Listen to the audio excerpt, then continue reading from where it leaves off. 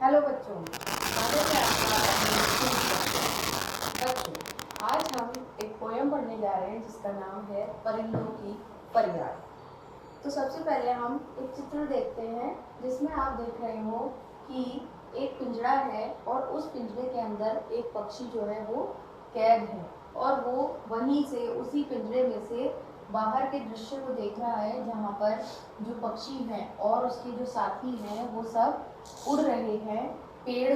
दिखाई दे रहे हैं, सूरज निकलता हुआ उसे दिखाई दे रहा है और वो जो है वो उस पिंजरे में कैद है। तो ये जो पिंजरे में कैद पंछी है वो अपनी व्यथा इस कविता के माध्यम से सुना रहा है, क्योंकि बच्चों कोई भी चाहे जीव हो, प्राणी हो, व्यक्ति हो, कोई भी हो, किसी को भी स्वतंत्रता प्रिय होती है, ना कि गुलामी या किसी जंजीरों में बंधे हुए रहना। तो इस कविता में जो ये पक्षी है, जो ये पंछी है, वो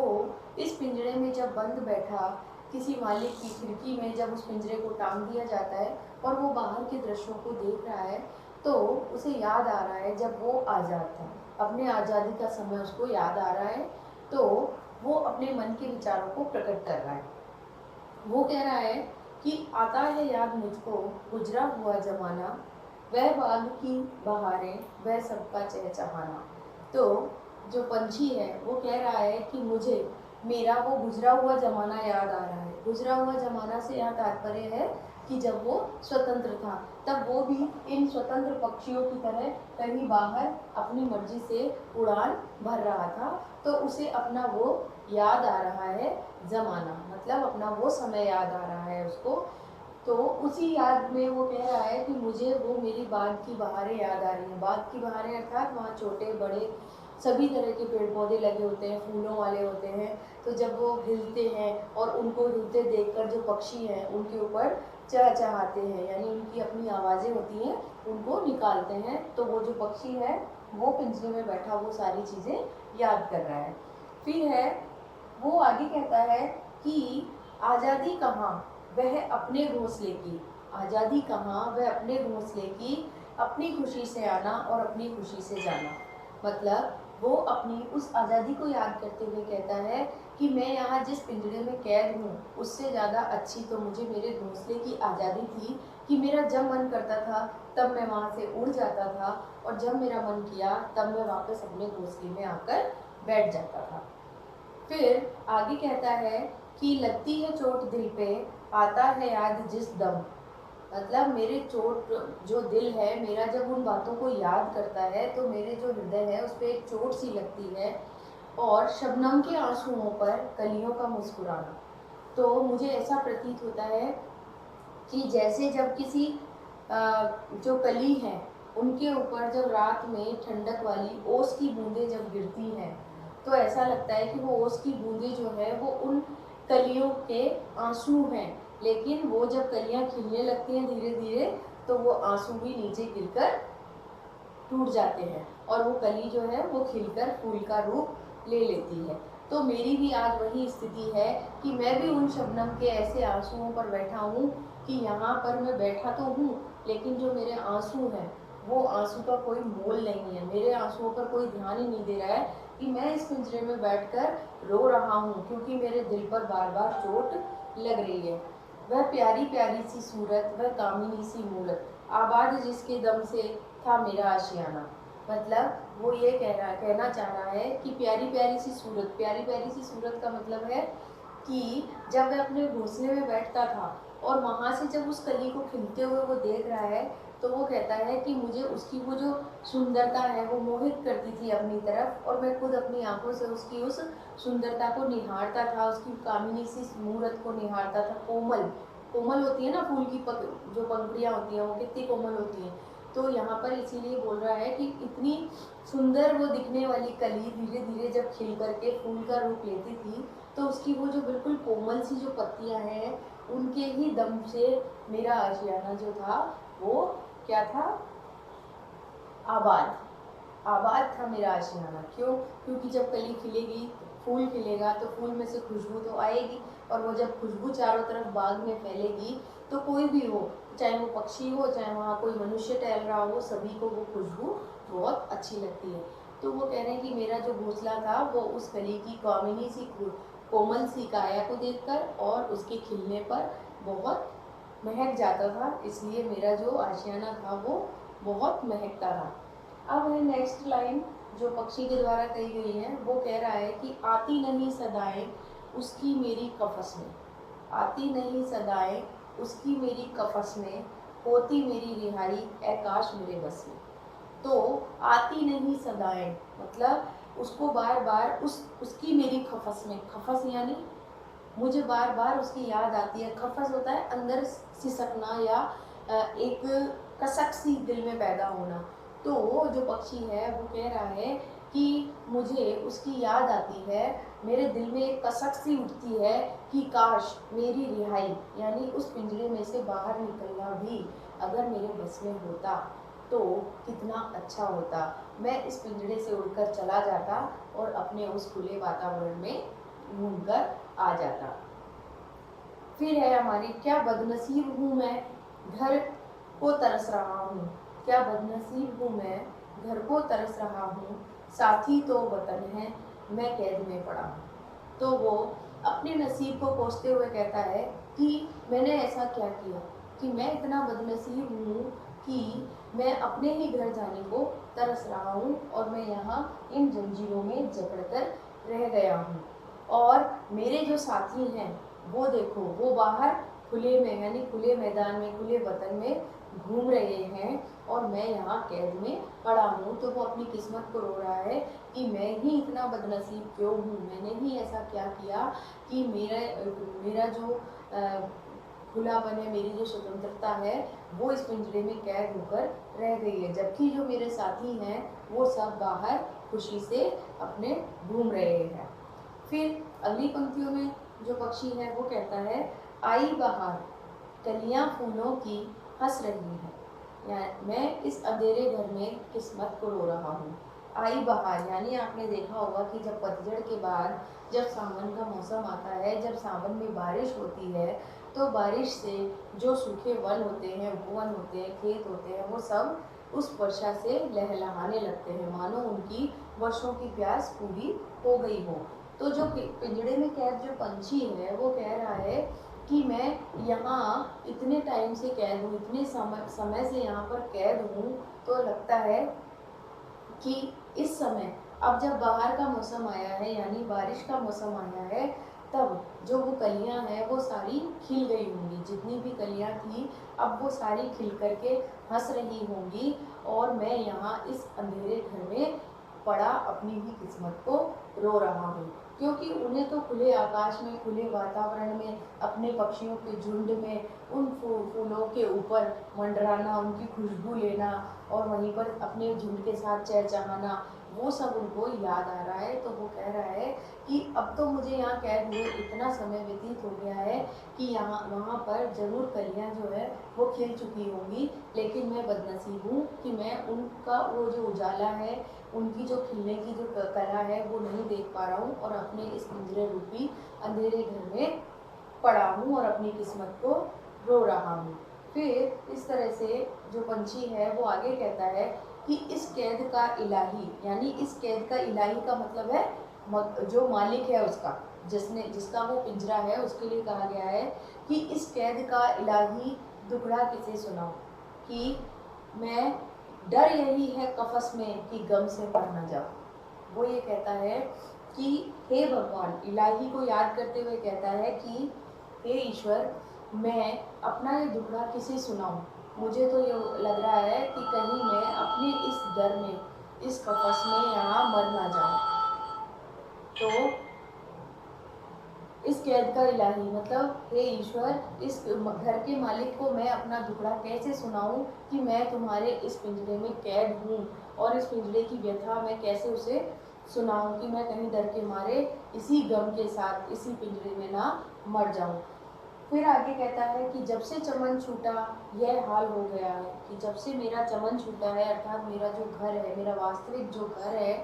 वो छूटा है, तब से मेरा जो दिल है इस गम को खा रहा है कि कब मैं बाहर जाकर स्वतंत्र खुली हवा में सांस ले पाऊंगा। लेकिन मुझे तो ये डर लग रहा है कि ये जो गम है ये मेरे दिल को खाए जा रहा है या मेरा जो दिल है उसमें ये गम बैठे जा रहा है, उसको कुछ समझ में नहीं आ रहा है। वो असमंजस की स्थिति में पड़ा हुआ है कि यह गम मुझे खा रहा है या मैं इस गम को दिल में बिठाकर मर रहा हूँ। आगे जब वो कहता है कि गाना इसे समझ के खुश हो न सुनने वाले, गाना इसे समझकर खुश ना हो सुनने वाले, दुखते हुए दिलों की फरियाद यह सदा है। तो जो पक्षी है वो अपनी दिल की व्यथा जो गा रहा है, जो सुना रहा है, उसके लिए वो कहता है प्राणियों से कि इसे गाना समझ के कभी भी खुश मत होना सुनने वाले, मेरी ये जो फरियाद है इसको तुम सुन करके कभी खुश मत होना, क्योंकि ये मेरे दुखते हुए दिल की फरियाद है, यानी एक याचना है, एक प्रार्थना है, जो कि अगर तुम सुन करके समझ सको और समझ जाओ तो मुझे इस पिंजड़े की कैद से आज़ाद कर दो, ताकि मैं स्वतंत्र होकर वापस अपने घर जा सकूं और अपने साथियों के साथ वहाँ पर जो है मैं भी स्वतंत्र होकर उड़ सकूं। तो जो ये कविता सुन रहा है या उसके लिए वो जो पंछी है वो कह रहा है कि इसे गाना समझकर सुन करके चले मत जाना, अगर तुम वास्तव में इससे सुन करके खुश हो रहे हो तो इसका अर्थ समझो कि ये मेरे दुखते हुए दिल की, मेरे दर्द की एक फरियाद है, अगर इसे समझ सको तो मुझे आज़ाद करवाओ। फिर लास्ट में वो कहता है कि आज़ाद मुझको कर दे ओ कैद करने वाले, जिसे उसने पिंजरे में कैद किया, वो अपने उस मालिक को याद करके कह रहा है कि अब मुझे आज़ाद कर दे, मुझे कैद करने वाले, मैं बेजुबान हूँ कैदी, तू छोड़कर दुआ ले। कि मैं तो बेजुबान एक कैदी बनकर यहाँ रह गया हूँ, लेकिन अगर मैं यहाँ से छूट गया तो मैं ज़रूर तुम्हें दुआ दूंगा। तो ये ज़रूरी नहीं है कि मैं बोल नहीं सकता, तो मेरे दिल में जो दर्द है वो तुम समझ नहीं रहे हो, तुम समझ रहे हो कि किस तरीके से एक जो कैद पंछी है वो अपने दिल की जो दास्ता है, दर्द है, उसको बयां कर रहा है। तो जो पंछी है वो ये चाह रहा है कि मुझे तुम यहाँ से जो है आज़ाद कर दूँ। तो इस कविता के माध्यम से जो इकबाल हैं, जो लेखक हैं इकबाल, उन्होंने ये कहा है कि कोई भी व्यक्ति, जीव, प्राणी कैद होकर कभी खुश नहीं रह सकता, वो आज़ाद होकर ही खुश रहता है। चाहे वो मनुष्य कोई गरीब हो या कोई अमीर हो या कोई पंछी जो है वो कितना भी छोटा हो या बड़ा हो। आपने देखा होगा कि क्या शेर है जो जंगल का राजा है, जो कि जंगल को अपनी जागीर समझता है, जंगल पूरा जंगल उसका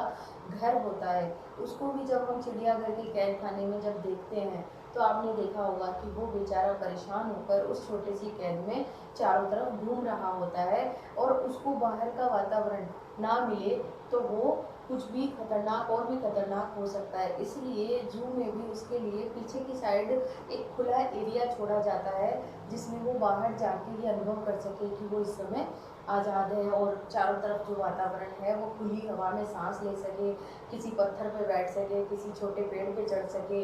है ना। और उसके आसपास एक पानी का घेरा भी बना दिया जाता है, जिससे कि वो जब चाहे जब उस पानी के पास नीचे उतर के ये अनुभव करे कि वो किसी नदी के पास बैठा है, ताकि उसका जो दिमाग है वो संतुलन में रहे। तो इसलिए उनके लिए जो पिंजरे बनाए जाते हैं उनके पीछे भी एक थोड़ा सा खुला एरिया छोड़ा जाता है। ऐसे ही ये जो छोटे छोटे पंछी होते हैं, जैसे कई लोगों को शौक है अपने घर में रंग बिरंगी चिड़िया पालने का, तोता पालने का, तो वो लोग क्या करते हैं, वो पिंजरे को लेकर के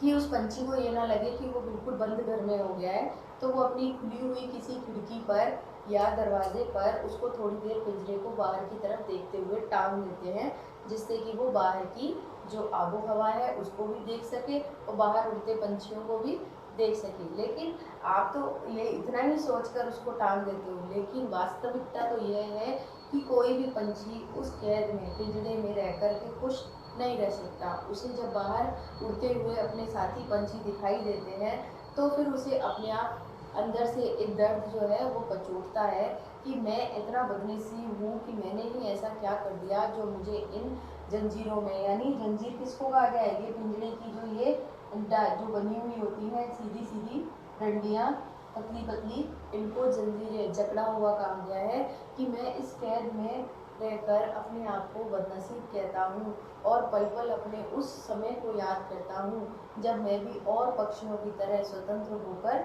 आकाश में विचरण करता था, अपनी मर्जी से अपने घोंसलों में आता था, अपनी मर्जी से घोंसलों से जाता था। और बाग उपवन में जब कलियां खिलती थी, पत्तों पर जब रात की ओस और शबनम के मोती जब उन पत्तों पर गिरते थे तो वो आंसुओं के समान लगते थे। और उन खिलती हुई कलियों की खूबसूरती, उनकी कोमलता को देखकर मैं खुश होता था। तो वो सारी चीज़ें वो जो पंछी है वो याद करता है। तो बच्चों, इस कविता का जो तात्पर्य है, जो उद्देश्य है, वो उद्देश्य यही है कि हम सबको भी अपनी स्वतंत्रता जिस तरीके से प्रिय है, वैसे ही हमें जीवों पर भी दया करनी चाहिए। उनके प्रति मन में एक सौहार्दता बनाए रखनी चाहिए, एक जिसको कहते हैं कि दया भावना बनाए रखनी चाहिए। किसी भी जानवर को हमें बेमतलब सताना नहीं चाहिए, चाहे वो छोटा हो चाहे वो बड़ा हो। आजकल आपने देखा कि चारों तरफ संसार में क्या हो रहा है, लोग अपने स्वार्थ के कारण गाय को भी नहीं छोड़ते हैं, गौ माता का भी जो है वो शोषण करते हैं। तो गौ माता जो है वो भी एक जीव है, प्राणी है, वो बेजुबान जरूर है, लेकिन क्या आपने सोचा कि वो उसे हम माता भी कहते हैं, तो हमें उसको शोषण ना करके उसको बचाना चाहिए, उसका संरक्षण करना चाहिए। ऐसे ही धीरे धीरे लोगों ने अपने स्वार्थ के कारण शेरों का शिकार करके, हिरणों का शिकार करके उनकी जो संख्या है उसको बहुत कम कर दिया है। यानी वातावरण के अनुकूल उन जीवों का भी इस धरती पर रहने का हक है। उनका हक हम क्यों छीने, जब ये धरती सिर्फ मनुष्यों के लिए तो नहीं है, यहाँ पर इतने सारे प्राणी हैं, तो जंतु हैं, उन सब का भी इस पृथ्वी पर उतना ही हक है जितना कि हम इंसानों का। बस फर्क इतना है कि ईश्वर ने उन बेजुबानों को जबान नहीं दी है। अगर उन्हें जबान दी होती तो शायद वो भी चीख चीख कर कहते कि हमारा अधिकार हमें लौटा दो। लेकिन आत्मा उनमें भी निवास करती है, दिल उनका भी दुखता है, उनको भी चोट लगती है तो दर्द का अनुभव होता है, उन्हें भी भूख लगती है, उन्हें भी प्यास लगती है, और उन्हें भी हर समय ये लगता है कि अब हमारी जान खतरे में है, हमें यहाँ से बचना चाहिए। यानी वो इंसान को अपना सबसे बड़ा शत्रु क्यों समझते हैं, सिर्फ इसीलिए कि उन्हें पता नहीं कि पल में वो इंसान जो है उसका मन कब बदल जाए और कब वो हमें मार दे। तो इस तरीके से हमें किसी भी जीव जंतु के प्राण नहीं लेने चाहिए, बल्कि उन्हें बचाना चाहिए, उनका संरक्षण करना चाहिए। और उनका संरक्षण करने के लिए ही सरकार ने भी कुछ बहुत अच्छे ठोस कदम उठाए हैं, जिसकी वजह से अब थोड़ा इस पर नियंत्रण किया जा चुका है। नहीं तो एक पीढ़ी ऐसी आएगी कि हमने जो जानवर देखे हैं अपनी जीवन काल में, हमारे जो पंछी देखे हैं हमने हमारे जीवन काल में, तो आने वाली पीढ़ियों को सिर्फ उनके नाम और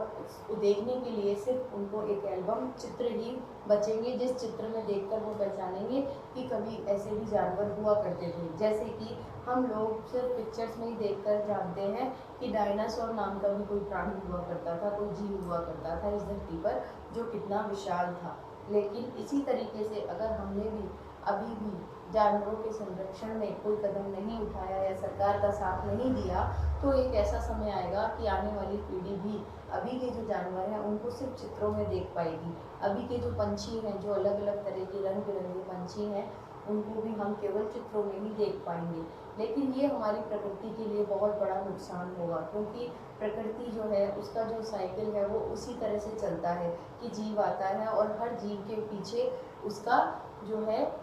पेट भरने के लिए ईश्वर जो है आगे से आगे उसके लिए व्यवस्था करता है। तो बच्चों, इस कविता के माध्यम से कवि का जो उद्देश्य था वो मैंने आपको बता दिया है। उसी उद्देश्य के साथ उम्मीद करती हूँ कि आप भी अपने आसपास अगर किसी जीव को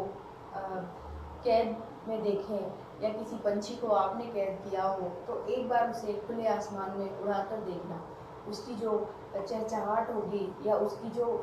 खुशी होगी, वो खुशी आप भी महसूस करोगे, आपको भी अंदर से अच्छा लगेगा। और वो जो कैद पंछी है, जब वो उड़कर जाएगा तो वो आपको भी दुआ देगा कि मुझे बचाने वाले से कहते हैं ना, मारने वाले से बचाने वाला अधिक ज़्यादा पुण्य कमाता है। तो अगर आपने कभी किसी ऐसी जगह देखा है कि जहाँ पंछियों को या इनको कैद करके रखा जाता है, तो वहाँ पर जा कर के आप कोशिश करें कि वो जो मालिक है उनका, जिन्होंने उसको कैद करके रखा है, उनको समझाएं कि जो जीव है, इनका जो जीवन है वो खुला आसमान है, इन्हें बंद पिंजरे में कैद करके मत रखो, ये भी जीव है, इनको भी दर्द होता है। तो इस तरीके से हमारी कविता जो ये थी परिंदों की फरियाद, ये हमने आज पढ़ी और समझी